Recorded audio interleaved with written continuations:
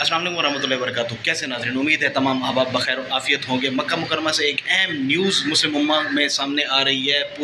ये न्यूज़ जो है पूरी दुनिया और बिलखसूस मुस्लिम उम्मा के लिए ख़ास अहमियत की हासिल है। मुस्लिम उम्मा में वो मुल्क जो ख़ास तौर पर कदर की निगाह से देखे जाते हैं, जिनको मुस्लिम उम्मा में ख़ास अहमियत हासिल है, इन ममालिक के दरमियान एक डिफेंसिव एग्रीमेंट तय पाया है, इस्टेब्लिश हुआ है। ये सबसे पहले तो जानते हैं कि ये ममालिक कौन से हैं, और उसके बाद जानते हैं कि क्या इन ममालिक की दुश्मनी है जिनकी वजह से डिफेंसिव एग्रीमेंट वजूद में आया है, और अगर वजूद में आया है तो पूरी दुनिया में इसके क्या असरात होंगे और मुस्लिम उम्मा में इस एग्रीमेंट को किस निगाह से देखा जाएगा। सबसे पहले देखते हैं कि कौन से ममालिक हैं जिनके दरमियान ये डिफेंसिव एग्रीमेंट वजूद में आया है। अभी मैं थोड़ी देर पहले लाहौर की माल रोड की रोड पर निकला हुआ था, तो मुख्तलिफ झंडे मुझे नज़र आए। वहाँ पर पाकिस्तान के झंडे लगे हुए हैं, तुर्किया के झंडे लगे हुए हैं, और इसी तरह सऊदी अरब के झंडे लगे हुए हैं। जी हाँ, बिल्कुल, 3 ममालिक जिनमें सऊदी अरब, जिनमें पाकिस्तान और तुर्की शामिल हैं, इन 3 ममालिक के दरमियान ये डिफेंसिव एग्रीमेंट एस्टेब्लिश हुआ है। यकीनन मुस्लिम उम्मा में इसको कदर की निगाह से देखा जाएगा। पहले भी पाकिस्तान के सऊदी अरब के साथ दिफाई मुआहदे रहे हैं, लेकिन अब जो तुर्किया भी शामिल हुआ है तो ये एक इंतहाई खुश आइन बात है। माजी में जो तुर्की है या सऊदी अरब है, जमाल खुश्की के जो केस के बाद इन दोनों ममालिक के दरमियान एक चपकलिश थी, एक रंजिश थी, एक जो है ना इख्तलाफात वाली फ़िज़ा थी। लेकिन अब एक डिफेंसिव एग्रीमेंट जबकि वजूद में आया है तो यकीनन ये एक मजबूत बांड होगा। और इसका जो है असरात क्या होंगे पूरी दुनिया के ऊपर। कुछ लोग तो कह रहे हैं कि नेटो की तर्ज का जी ये जो है ना एक डिफेंसिव एग्रीमेंट है। नहीं, बिल्कुल ऐसे नहीं है, नेटो की तर्ज का नहीं है, लेकिन इन फ्यूचर हो सकता है, क्योंकि इन्होंने कहा है कि कोई भी मुस्लिम मुल्क अगर वो चाहता है इस डिफेंसिव एग्रीमेंट में शामिल होना तो उसको दावत है, वो लाजमी तौर पर इसमें शामिल हो।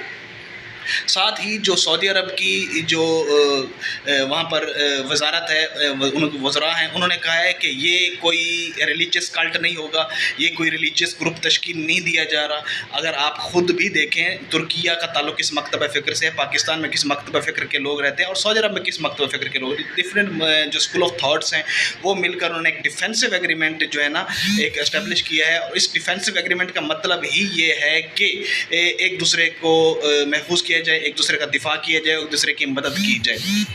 अब देखते हैं कि कौन इन ममालिक को एक दूसरे से क्या फ़ायदा होगा अगर ये एक डिफेंसिव एग्रीमेंट तश्कील यकीनन पा गया है। इसके इन फ्यूचर इसके खातिर क्या नताइज होंगे। पाकिस्तान में अगर आप देखें, यहाँ पर पाकिस्तान के जो हालात रहे हैं, यहाँ पर एक टेररिज्म वाला माहौल रहा है, TTP को पाकिस्तान से ख़तरा रहा है, पाकिस्तान को इस तरह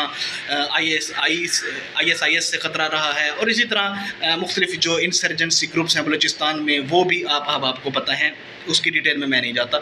इसके अलावा तुर्किया में भी कुर्द जो वहाँ पर माइनॉरिटीज़ हैं वो भी सर उठाती रहती हैं और तुर्किया के ख़िलाफ़ आवाज़ बुलंद करती रहती हैं और बगावत करती रहती हैं।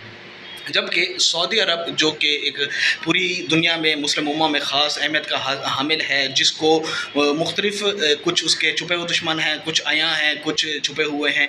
अब पिछले दिनों आप हालात और वाक़यात पर अगर बखूबी देखें तो सऊदी अरब जिसकी इकॉनमी ही ऑयल पर है, अगर अभी वो शिफ्ट कर रहे हैं ऑयल से डिफरेंट टूरिज़म और डिफरेंट चीज़ों पर, लेकिन फ़िलहाल तो वो ऑयल पर है। और मैं कल ही न्यूज़ पढ़ रहा था कि ईरान ने जो UAE का ऑयल टैंकर था उसके ऊपर हमला किया है और कहा है कि जब तक जो USA है वो हमारे मुतालबात तस्लीम नहीं करता, हम यहाँ से स्ट्रेट ऑफ हर्मुज़ से किसी भी बहरी जहाज़ को ऑयल के साथ गुजरने नहीं देंगे।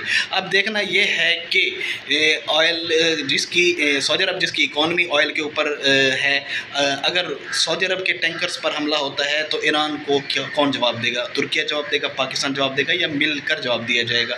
बहरहाल ईरान से भी ये बात सुनने में आई है कि कोई भी एग्रीमेंट आपको बचा नहीं पाएगा। इस किस्म की बातें सुनने में आई हैं, लेकिन सोचने की बात ये भी है कि ईरान वो मुल्क जो कहता रहा है कि सऊदी अरब डिफेंसिव एग्रीमेंट जो USA के साथ है उसको ख़त्म करे और मुस्लिम उम्मा के साथ इस्टेब्लिश करे। अब तो ईरान को कोई जवाज़ ही नहीं बनता कि वो सऊदी अरब के ख़िलाफ़ इस किस्म की कोई हिमाकत करे, इस किस्म की कोई बात करे। सऊदी अरब ने अब इस्टेब्लिश कर लिया है डिफेंसिव एग्रीमेंट पाकिस्तान के साथ, तुर्किया के साथ। ये एक खुश आइन बात है मुस्लिम उम्मा के लिए भी और ईरान के लिए भी। ईरान का शुरू से मुतालबा था कि यहाँ से फ़ौजी अड्डे ख़त्म किए जाएँ मिडल ईस्ट से और मुसलमानों का आपस में इत्तेहाद हो। अब जबकि मुसलमानों का इत्तेहाद सामने आ रहा है, अब जबकि डिफेंसिव एग्रीमेंट सामने आ रहा है, तो क्या ईरान अब भी हमले जारी रखेगा सऊदी अरब पर? क्या ईरान अब भी मुस्लिम ममालिक पर हमले जारी रखेगा? जबकि सऊदी अरब की जो वजारत है वो ये कह चुकी है कि ये हम किसी भी किस्म का कोई हम जो है फ़िरकावारियत पर मबनी कोई जो है ग्रुप तश्कील नहीं दे रहे। ये सिर्फ डिफेंसिव एग्रीमेंट है जिससे हम एक दूसरे को दिफा करेंगे, जिससे हम एक दूसरे को जो नफ़ा देंगे जितना हो सका इंटेलिजेंस शेयरिंग में, इस तरह वेपन शेयरिंग में, टेक्नोलॉजी शेयरिंग में और डिफेंसिव जो एक्सरसाइजेज होती हैं उसमें।